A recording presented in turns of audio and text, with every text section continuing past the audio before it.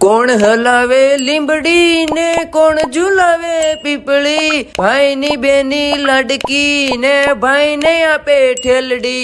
મારી બેને મને ઠેલો આપીને કીધું મારે આઈટી માં કોર્સ લેવો ને ઈ પાછું ફક્ત બહેનો માટે ક્લાસ હોય ને ન્યા લેવો. હાલે લે. મેં કીધું એવું ગોતશું ક્યાંથી?